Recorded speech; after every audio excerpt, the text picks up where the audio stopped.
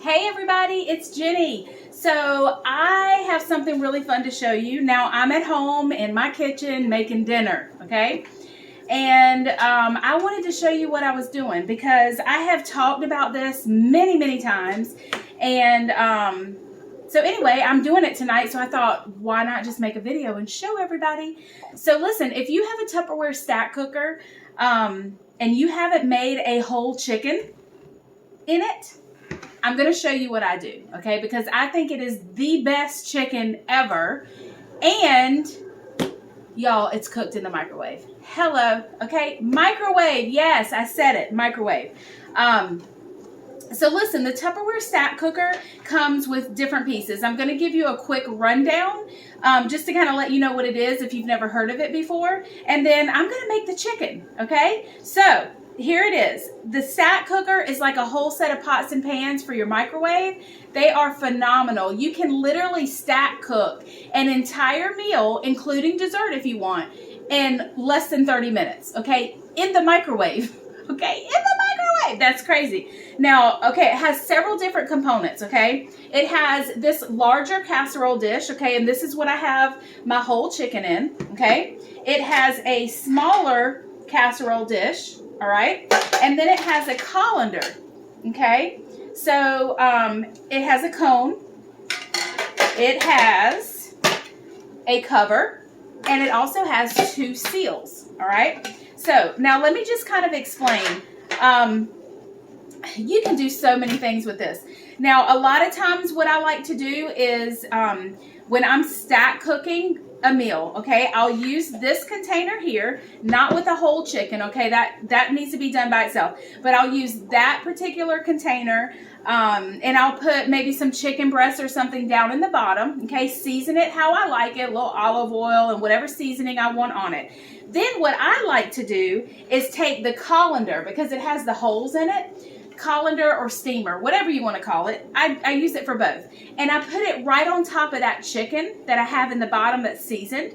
And I put fresh broccoli in here. You can use frozen too. It doesn't matter. You don't even have to use broccoli. You can put cabbage. You can put cauliflower. You can put corn. It really doesn't matter, okay? You put it in here, then you season it like you like it. And normally for my broccoli, I usually do olive oil, a little bit of garlic powder, maybe some salt and pepper. You know, it just depends, okay? So I put that on with my broccoli in it. Now, I will either, depending on my mood, I will either put this piece on top of the broccoli, okay, and put something else in here. Could be potatoes, maybe a can of something, just depends. Or, okay, then after that, I take my cover and I can either put the cover right on top of everything, or I can invert it like this and I can put something else in there, okay? And it can be anything, all right? It can be anything, but a lot of times, especially when I have my home parties, I love to do a dessert in there. And I'll do like a fruit crumble or a dump cake or brownies or something like that. Yes, y'all, in the microwave. All right, so in addition to these pieces, I mentioned the cone. Well, the cone helps do a lot of things. Now, when I'm not doing the whole chicken, I can put the cone right down in the middle, okay? And then you can do a cake in here. And it'd be a bundt cake, you know, because it have the hole in the middle. You could do any type of loin, like a tenderloin of some sort. You can do your chicken tenders in there. Meatloaf, y'all. I've done a turkey meatloaf in here. It was so delicious because, you know, turkey sometimes can be... you know, it doesn't have a lot of fat in it, so sometimes it can be a little drier, and it was so good. So meatloaf in here. Who would have thunk it in the microwave, okay?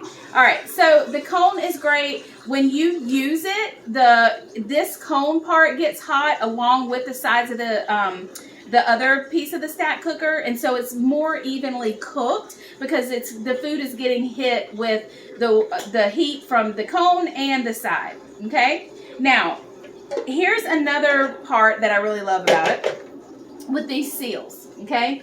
So after you've stack cooked your entire meal, your family has eaten and you've got some leftovers. You don't even have to take another container out for your leftovers. You can just stick a seal on it. Y'all, I love that. The less dishes, the better, okay?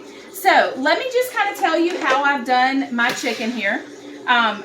It's just a whole chicken, okay? I cleaned it off, I put it in here, and I seasoned it. And y'all, it doesn't matter what kind of seasoning. You can do whatever you want to do with it, okay?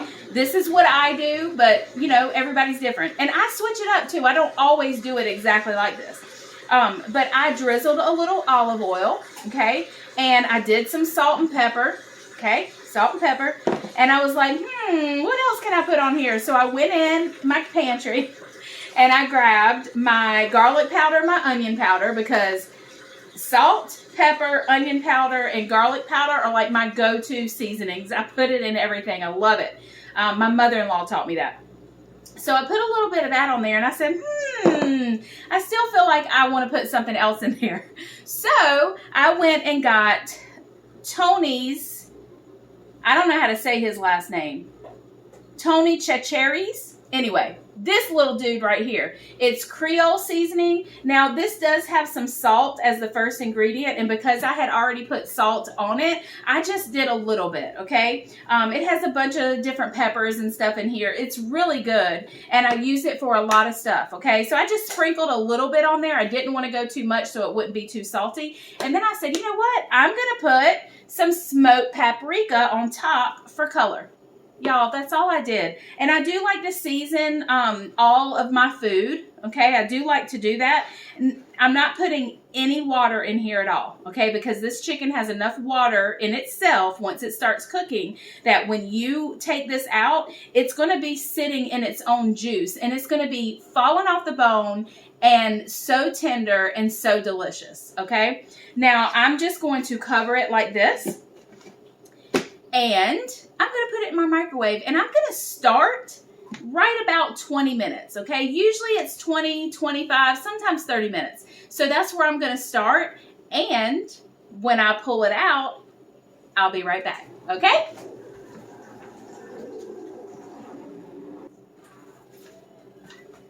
All right, okay, so I have cooked the chicken in the microwave. I started it at 20 minutes, and then I wanted it to go a little bit more, so I did 10 more minutes, okay? Now, you always want to open the top away from you because it's steamy and hot. It smells good. Smells good? Mm-hmm. Look, you see the juice in there? See all that juice? I'm gonna hurt. The juice. Yes, juice. What do you need the juice for? So your food will be moist and delicious. All right, let me come close to you here. Hold on. Yum. Look at that. All right, so y'all, this is so good. Layla wants to have some, so let me give her some. Here, you try it. It's hot. It's hot. Okay, blow on it. All right. Okay, let's see.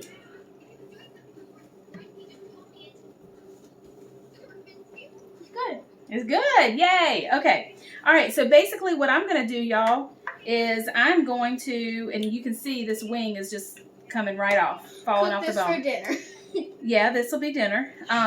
But what I'm going to do is I'll let it cool, and then I'll take it out of here, and I'll just take the meat off, and then yes, you can have that. Thank you. And then, then we'll have dinner. So, voila, a whole chicken in the microwave. Chicken. You got to get one of these, all right? If you have any questions, let me know.